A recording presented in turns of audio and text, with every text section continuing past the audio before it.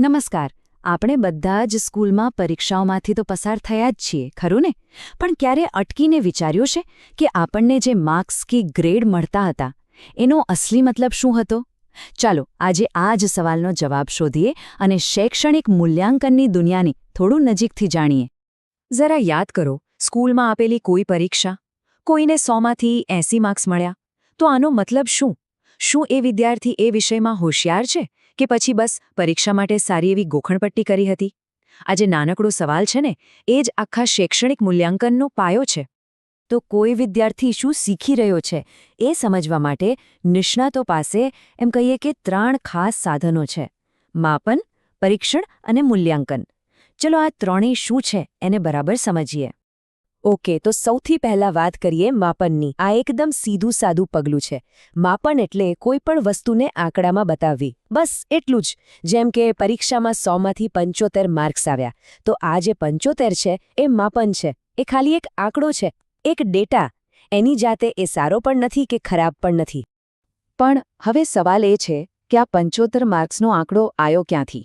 એ આવ્યો પરીક્ષણથી. પરીક્ષણ એટલે આખી પ્રોસેસ. પછી ભલે લખવાની પરીક્ષા હોય, કોઈ પ્રોજેક્ટ હોય કે પછી મૌખિક સવાલ-જવાબ હોય. એનો મુખ્ય હેતુ વિદ્યાર્થી કેટલું જાણે છે, એનામાં કઈ આવડત છે, એ વિશે માહિતી ભેગી કરવાનો છે.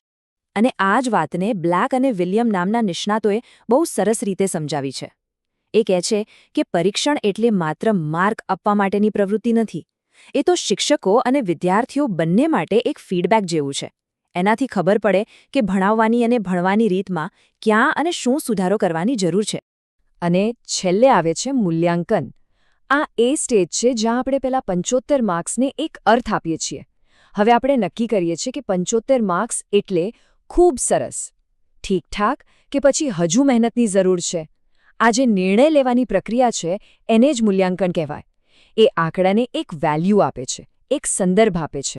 તો જોયું, આ ત્રણેય કઈ રીતે એકબીજા સાથે જોડાયેલા છે? શરૂઆત થાય છે માપનથી, એટલે કે એક સ્કોરથી. એ સ્કોર મળે છે પરીક્ષણથી, એટલે કે એક પ્રોસેસથી.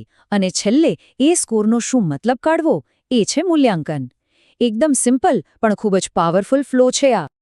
ઓકે, તો હવે આપણે આ 3 સાધનો વિશે તો જાણી લીધું, પણ શિક્ષણમાં એનો ઉપયોગ કઈ રીતે થાય છે? વેલ, મુખ્યત્વે મૂલ્યાંકનના 2 પ્રકાર છે અને બંનેના હેતુ એકબીજાથી સાવ અલગ છે. એક છે રચનાત્મક અને બીજું છે સત્રાંત.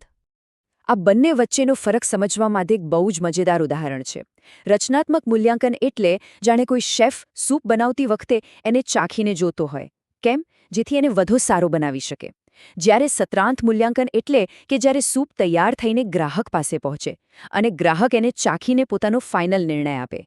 એક સુધારવા માટે છે, બીજું જજ કરવા માટે. ચાલો રચનાત્મક મૂલ્યાંકનને થોડું વધુ સમજીએ. આ એક સતત ચાલતી પ્રક્રિયા છે. જેમ કે ક્લાસમાં અચાનક લઈ લેવાતી નાની ટેસ્ટ, ચર્ચાઓ કે પછી હોમવર્ક. એનો મુખ્ય હેતુ ગ્રેડ આપવાનો છે જ નહીં. એનો હેતુ એ જોવાનો છે કે વિદ્યાર્થી ક્યાં અટકે છે, એને ક્યાં મદદની જરૂર છે. આ તો જાણે શીખવાની પ્રક્રિયાનો જ એક ભાગ છે.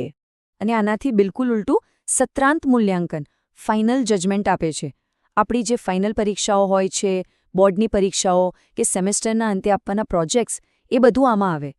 અહીંયા ફોકસ એ વાત પર હોય છે કે વિદ્યાર્થીએ આખરે કેટલું શીખ્યું, શું સિદ્ધ કર્યું. આ શીખવાની પ્રક્રિયાના અંતે આવે છે. આ સ્લાઇડ પર તમે બંને વચ્ચેનો તફાવત એકદમ સ્પષ્ટ રીતે જોઈ શકો છો. એકનો હેતુ છે સુધાર કરવો, તો બીજાનો હેતુ છે સાબિત કરવો. એક પ્રોસેસ પર ધ્યાન આપે છે, તો બીજું ફાઇનલ રિઝલ્ટ પર. સમય અને ઉદ્દેશ્ય બંને સાવ જુદા છે. તો પછી સવાલ એ થાય કે આ બંનેમાંથી સારું કયું? આપણે સુધારા પર ફોકસ કરવું જોઈએ કે પછી ફાઇનલ રિઝલ્ટ પર?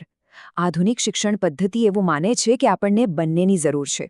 અને આ જ વિચાર આપણને લઈ જાય છે એક નવા કન્સેપ્ટ તરફ, સતત અને સર્વગ્રાહી મૂલ્યાંકન, જેને આપણે CCE તરીકે પણ ઓળખીએ છીએ. CCE પાછળનો મુખ્ય વિચાર એ છે કે વિદ્યાર્થીના વિકાસનું એક સંપૂર્ણ, હોલિસ્ટિક ચિત્ર મળે.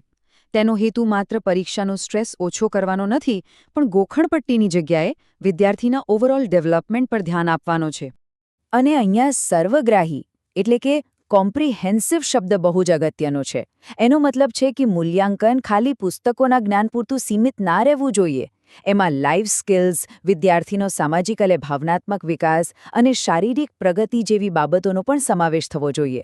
આ એક 360 ડિગ્રી અપ્રોચ છે. તો આ બધી એકેડેમિક વાતો, આ બધા શબ્દો, આ બધા સિદ્ધાંતો, આખરે આ બધું આપણા માટે શું અર્થ રાખે છે? આ બધું આટલું મહત્વનું કેમ છે? આખી વાતનો સાર એટલો જ છે કે કોઈનો ગ્રેડ કે સ્કોર એ ખાલી એક આંકડો છે. એની અસલી કિંમત એના ઉપયોગ પર નક્કી થાય છે. શું એનો ઉપયોગ કોઈના પર હોશિયાર કે નબળાનું લેબલ મારવા માટે થાય છે?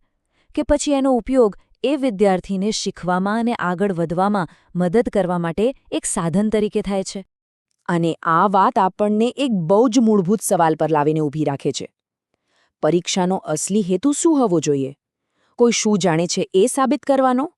કે પછી જે શીખ્યું છે એને વધુ સારું, વધુ પાકું બનાવવાનો? આ સવાલનો જવાબ કદાચ આવનારા સમયમાં શિક્ષણની દિશા નક્કી કરશે.